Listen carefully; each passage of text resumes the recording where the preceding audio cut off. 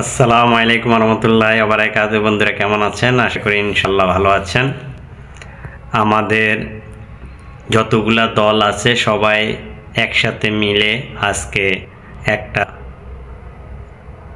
Seminar হয়েছে এবং সবাই একমত হয়েছে, যা বিগত কোনো সরকারে পারে নাই। দেশের স্বার্থে সবাই আমরা এক হয়েছি। আমার কাছে নিজের কাছেও ভাল লাগলো আমরা যে ঐক্য আছি, এবং ভারত সেটা এখন বুঝবে যে বাংলাদেশের সাথে পাকনামি করা যাবে না। কারণ শেখ হাসিনা তাদেরকে পা মুছতে মুছতে মুছতে তাদের এমন অবস্থা করছে, আমাদেরকে দাসী হিসেবে ওরা বিবেচনা করে। তো আমরা চোখে চোখ রাখবো। ভারতের সাথে আমাদের সাথে কথা বললে আমরা ছাড় দেব না। আমাদের যতগুলা শেখ হাসিনার সাথে চুক্তি করেছে সেগুলা প্রকাশ্যে আনবে, এবং যেগুলো আমাদের স্বার্থবিরোধী এগুলো আমরা আলোচনার মাধ্যমে এটা বাদ করব ইনশাআল্লাহ। আমাদের সকল রাজনৈতিক দল, সাধারণ মানুষ, ছাত্র সবাই একমত হয়েছে। অতএব এখন ইউনূস সরকারের আর টেনশন করার কিছুই নেই। ইনশাআল্লাহ আমরা সামনের দিকে এগিয়ে যাব। দেখেন সবাই ভাবমুক্তি কিছু জনের দেখাচ্ছি, দেখতে থাকেন। আমরা সবাই একসাথে হয়েছি, ঐক্যবদ্ধ হয়েছি। আমাদের নিজেদের মধ্যে রাজনৈতিক মতাদর্শগত যেই পার্থক্য থাকুক না কেন, এই প্রশ্নে আমরা সবাই ঐক্যবদ্ধ আছি। তার জন্য আমরা বলেছি এই ঐক্যের প্রকাশ হিসেবে সারা দেশে একটা দিবসে আমরা জাতীয় পতাকা হাতে আমরা সবাই দাঁড়াবো। ফ্যাসিবাদের পরায়ণকে, তাদের আজকে তাদের পরাজয়কে ভারতের নরেন্দ্র মোদী সরকার নিজের পরাজয় হিসাবে বিবেচনা করে আসছে। তারপর থেকে তারা একটা বাংলাদেশ বিরোধী অন্তর্বর্তী সরকারের বিরুদ্ধে, এদেশের জনগণের বিরুদ্ধে, গণ অভ্যুত্থানের বিরুদ্ধে তারা ভয়ানকভাবে তারা তৎপর রয়েছে। আমরা বলেছি তারা চেষ্টা করছে বাংলাদেশের সাম্প্রদায়িক উস্কানি তৈরি করে একটা হিন্দু মুসলমান, একটা দাঙ্গা, একটা সাম্প্রদায়িক উত্তেজনা এটাকে তৈরি করবার জন্য আমরা 5 তারিখে যে উত্তেজনা এবং যেই শক্তি নিয়ে যেই ঐক্যবদ্ধভাবে আমরা শত্রুর মোকাবেলা করেছি, আমাদের ছাত্র জনতা বুক পেতে দিয়েছিল, জীবন দিয়েছিল, সেই ঐক্যের কোথাও কোনো চির ধরে নাই, কোনো ফাটল ধরে নাই। সে কথাটা দুনিয়ার সামনে প্রকাশ করার জন্য এটা করেছি। আমরা কোনো দুর্বলতার থেকে এখানে আসি নাই। এখনো সেই জাতি, যেই জাতি এই 5ই আগস্ট থেকে আমরা যাত্রা করেছিলাম স্বৈরাচারী সরকারকে বিদায় দিয়ে, সেই জাতি এখনো সেই সজাগ আছে, সে মজবুত আছে। সে মজবুত জিনিসটা দুনিয়ার সামনে তুলে ধরা। তারা যেন মনে করছে যে এর মধ্যে ঠান্ডা হয়ে গেছে। ওটা ঠান্ডা আমরা হই নাই। আমরা সেই সতেজ। যখন আমরা দেখি পুলিশ বলে যে স্যার একটা মারি তো 4টা দাঁড়ায় যায়, এখনো 4টা না 40টা দাঁড়াবে। এবার সে জাতি মরে নাই, দুর্বল হয় নাই, সবল আছে। আপনাদেরকে আজকে উপস্থিতিটা শুধু সেটা জানানোর জন্য, আমাদের সবার মনে সেটা জাগিয়ে দেওয়া। এটা আমাদের থেকে ছিনিয়ে নেওয়ার কোনো অবকাশ কোনো শক্তি নাই।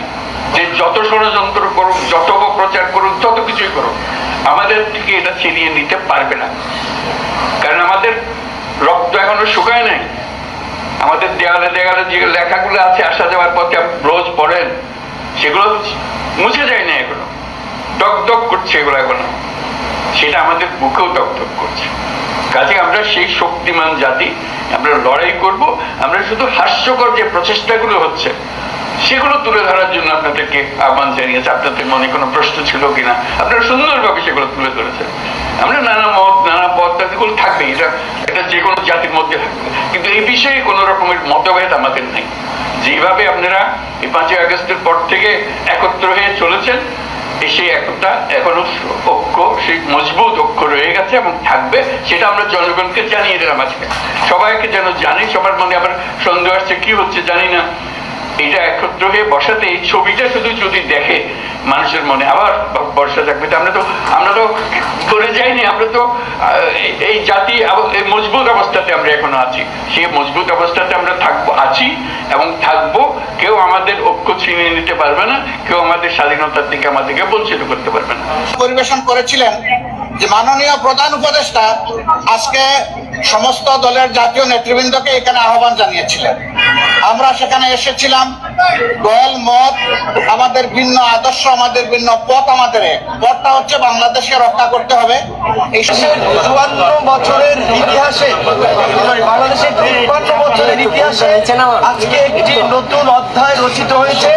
বাংলাদেশের স্বার্থে জাতীয় ঐক্য এবং সংহতি প্রতিষ্ঠার লক্ষ্যে একটি সর্বদলীয় সভা এই অন্তর্বর্তীকালীন সরকার বাংলাদেশের ইতিহাসে করেছে। এর আগে কোনো সরকার এটি করতে পারেনি। সেজন্য আমরা প্রথমত তাদেরকে ধন্যবাদ জানিয়েছি। দ্বিতীয়ত, বাংলাদেশের বিরুদ্ধে আমাদের প্রতিবেশী রাষ্ট্র ভারতের মিডিয়ায় যে একটি সংঘবদ্ধ অপপ্রচার এবং প্রপাগান্ডা আমরা দেখতে পাচ্ছি, এটি মোকাবেলায় বাংলাদেশের জনগণ, বাংলাদেশের গণমাধ্যম এবং বাংলাদেশের ডায়াসপোরা কমিউনিটি যারা বিভিন্ন দেশে ছড়িয়ে আছে এবং আমাদের আন্তর্জাতিক গণমাধ্যম সহ বিভিন্ন খ্যাতনামা প্রতিষ্ঠানে যারা কর্মরত, তাদেরকে নিয়ে সোশ্যাল মিডিয়া, মেইন স্ট্রিম মিডিয়ায় এই অপপ্রচার এবং প্রপাগান্ডার বিরুদ্ধে একটা সঠিক ক্যাম্পেইন করার জন্য আলোচনা হয়েছে।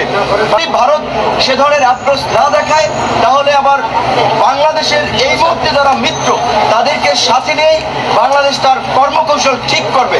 বিশেষ করে আজকে এই পরিস্থিতিতে যে জাতীয় এবং সংহতি প্রতিষ্ঠায় আজকের যে সভা, আমরা মনে করি বাংলাদেশের সামনে এই ধরনের আরো নতুন নতুন চ্যালেঞ্জ আসবে।